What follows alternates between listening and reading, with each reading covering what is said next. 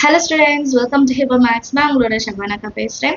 So 11th அன்னைக்கு நம்மளோட first public exam attend பண்ண போகிறோம் இல்லையா. 2026 தான் நம்மளோட first exam.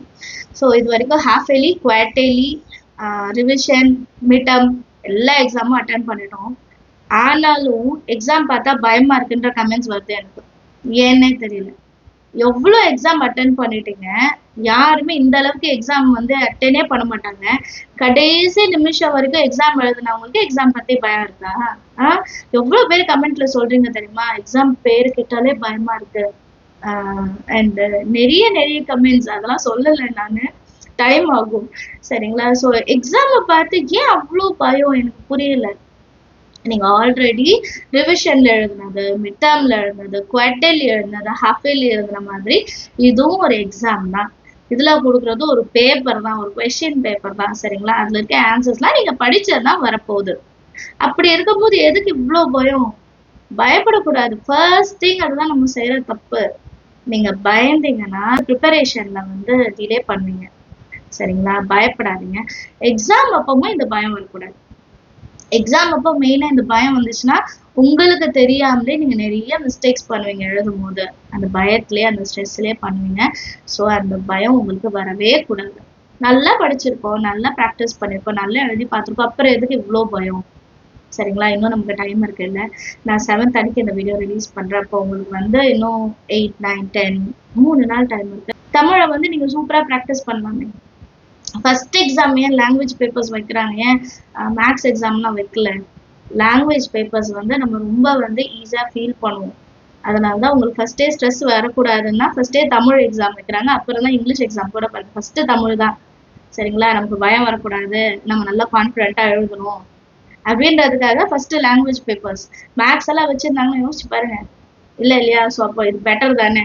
First Tamil exam நல்லா அட்டன் பண்ணலாம். நமக்கு தெரிஞ்ச லாங்குவேஜ்ல நம்ம எழுத போறோம்.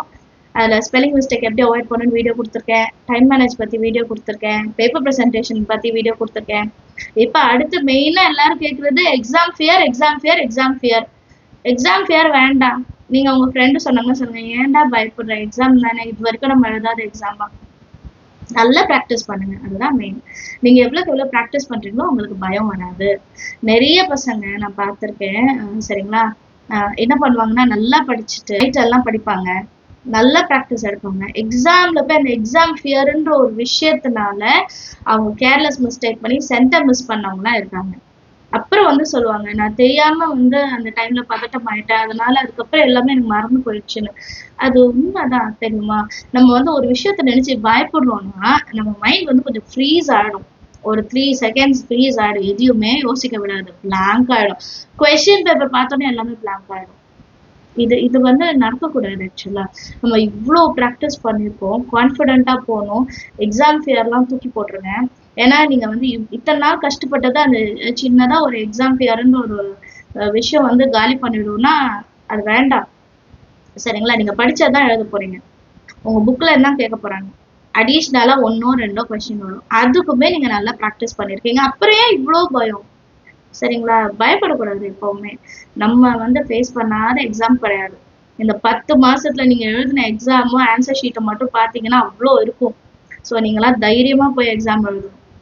நான் இப்போ பேப்பர் கொடுங்க, நான் எழுதிடுறேன்ற அளவுக்கு நீங்க இருக்கணும் சரிங்களா. எக்ஸாமை பார்த்து பயப்படாதீங்க. கொஸ்டின் பேப்பரை பார்த்தோன்னே ஒரு 3 வாட்டி நல்லா டீப் பிரீத் பண்ணி நீங்க வந்து ரிலாக்ஸ் ஆகிக்கோங்க. வேலை ஏதாவது ஒரு கொஸ்டின் வந்து உங்களுக்கு தெரியாம வந்துருச்சுன்னு உங்களேன், அதை பார்க்கவே செய்யாதுங்க.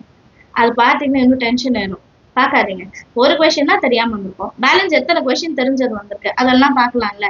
அதெல்லாம் பார்க்கும்போது உங்களுக்கு ஒரு கான்ஃபிடென்ட் வரும், அப்பாடா நான் படிச்சது இவ்வளோ கொஸ்டின் வந்திருக்குப்பா, நான் இதெல்லாம் முதல்ல அட்டென்ட் பண்ணேன். ஃபர்ஸ்ட் அதெல்லாம் அட்டென்ட் பண்ணிடுங்க.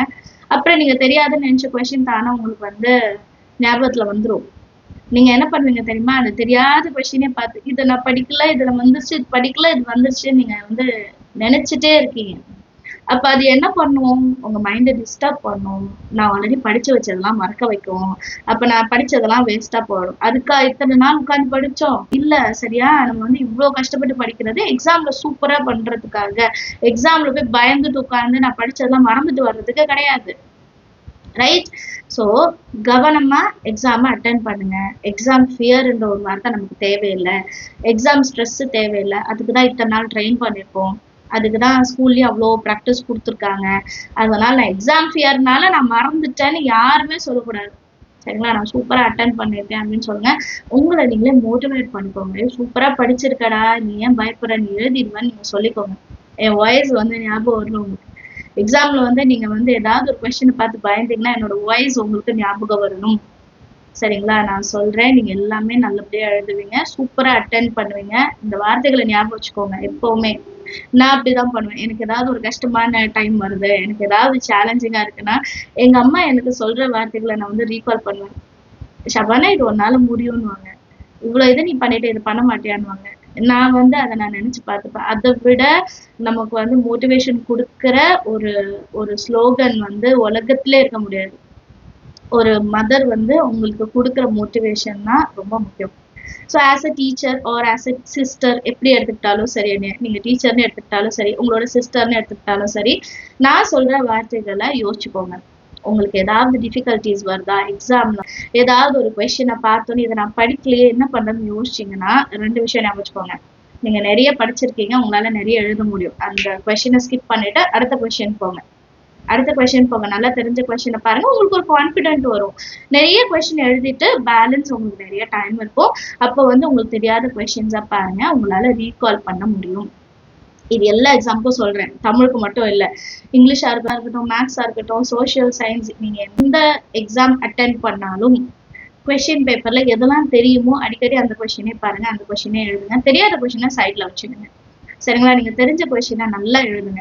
நீங்க எழுதும் போதே உங்களுக்கு கான்ஃபிடென்ட் வரும். ஓகேப்பா, இவ்வளவு மார்க் நான் ஸ்கோர் பண்ணிட்டேன், இவ்வளவு நான் எழுதிட்டேன். அப்ப இதுக்கு மேல இருக்கிறத பொறுமையா படிச்சு பாருங்க.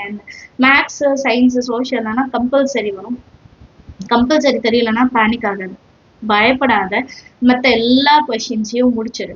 நீ வந்து கம்பல்சரி விட்டானா 7 மார்க் தான் போகும். ஆனா அந்த 7 மார்க்கை நினைச்சு நீ யோசிச்சுட்டே இருந்தனா பேலன்ஸ் இருக்க 93 மார்க் அடிப்படும். 7 மார்க் சொல்றேன் நான். 2 மார்க் 5 மார்க், ஒரு 5 மார்க் ஒரு 2 மார்க், அப்புறம் 1 மார்க்ல 2 வரும். சரிங்களா? அப்ப 9 மார்க். பேலன்ஸ் இருக்க மார்க்லாம் நமக்கு முக்கியம். ஸோ அந்த கம்பல்சரி வந்து நீங்க எல்லாமே எழுதிட்டு லாஸ்டா கூட அட்டென்ட் பண்ணுங்க. ஓகேங்களா? எப்பவுமே பாசிட்டிவா இருங்க, தைரியமா இருங்க. இந்த விஷயத்த பார்த்துமே லைஃப்ல பயப்படாதீங்க. இது ஒரு எக்ஸாம், அவ்வளவுதான். நீங்க எழுத போற ஒரு எக்ஸாம். சரிங்களா? இந்த எக்ஸாம் ஃபியரை நீங்க சூப்பரா வந்து ஹேண்டில் பண்ணலாம். நல்லா ப்ரிப்பேர் பண்ணா, நல்லா ப்ராக்டிஸ் பண்ணா, எல்லாமே எழுதி பார்த்தா நமக்கு வந்து டைம் டேபிள் வந்து சூப்பரா கொடுத்துருக்காங்க. நிறைய நாள் லீவ் இருக்கு. தமிழுக்கும் லீவ் இருக்கு, இங்கிலீஷ்க்கும் லீவ் இருக்கு, மேக்ஸ்க்கு இருக்கு, சயின்ஸ் இருக்கு. சோஷியலுக்கு மட்டும் தான் 2 நாள் லீவு. பட் அதுவுமே நமக்கு போதும், சூப்பரா நம்ம எழுதிடுவோம். ஏன்னா லாஸ்ட் ரிவிஷன் எக்ஸாமுக்கு சோஷியல் தான் லாஸ்டா படிச்சிருக்கோம். ஸோ அதை நீங்க ரீகால் பண்ணா போதும். ஓகேங்களா? ஸோ ரொம்ப சிம்பிள். எக்ஸாம் ஃபியர்லாம் வரவே வேண்டாம். நல்லா ப்ராக்டிஸ் எடுத்திருக்கீங்க. இன்னொரு விஷயம் நல்லா ஞாபகம் வச்சுக்கோங்க. நீங்க எவ்வளவுக்கு எவ்வளவு படிச்சிருக்கீங்களோ அவ்வளவுதான் எழுத முடியும். அதுக்கு தான் மார்க்கும் வரும். இப்ப நீங்க வீட்ல டிசைட் பண்ணிடுவோம். இது வந்து நான் ஒரு 80, 70 எடுக்கிற பிள்ளைங்களுக்கும் சொல்றேன். சென்டம் எடுக்கிறவங்க ஆல்வேஸ் எய்ம் ஃபார் சென்டம். இப்ப நம்ம 70, 80 மார்க்குக்கு தான் எய்ம் பண்றோம்னா அவ்வளவுதான் படிப்போம் இல்லையா? பேலன்ஸ் இருக்கறதுலாம் நம்ம ஸ்கிப் பண்ணி வச்சிருப்போம். ஸோ அதுல இருந்து கொஸ்டின்ஸ் வந்தா ஏன் நமக்கு கவலை? நீங்க படிச்ச கொஸ்டின்ஸை கரெக்டா ரீகால் பண்ணி எழுதுறதுக்கே நமக்கு டைம் பத்தாது.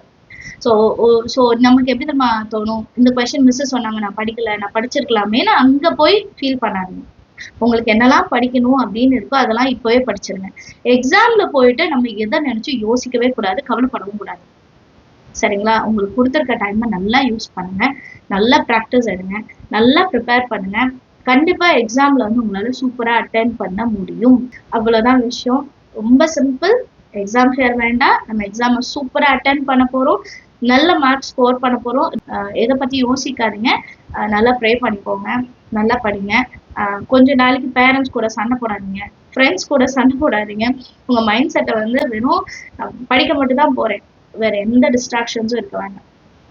ஃபோக்கஸ் பண்ணுங்க, நல்லா கான்சென்ட்ரேட் பண்ணி பண்ணுங்க. சரிங்களா? All the very best. நல்லா எக்ஸாம் அட்டென்ட் பண்ணுங்க. எக்ஸாம் ஃபியர்லாம் போயிடுச்சுன்னு கமெண்ட் செக்ஷன்ல எழுதணும். இவ்வளவு விஷயம் நான் சொல்லியிருக்கேன், அப்ப இனி எக்ஸாம் ஃபியர் இருக்கக்கூடாது. கமெண்ட்ல எழுதுங்க எல்லாரும். எக்ஸாம் ஃபியர் போயிடுச்சு, நான் சூப்பரா அட்டென்ட் பண்ண போறேன்னு எழுதுங்க. ஒரு 4 பேர் எழுதிங்கன்னா பேலன்ஸ் இருக்கவங்களுக்கும் ஒரு தைரியம் வரும். ஓகே, எனக்கும் எக்ஸாம் ஃபியர் இல்லை, நான் நல்லா அட்டென்ட் பண்ண போறேன்னு அவங்களுக்கும் தோணும். நீங்க கொடுக்குற மோட்டிவேஷன் அவங்களுக்கும் யூஸ் ஆகும்.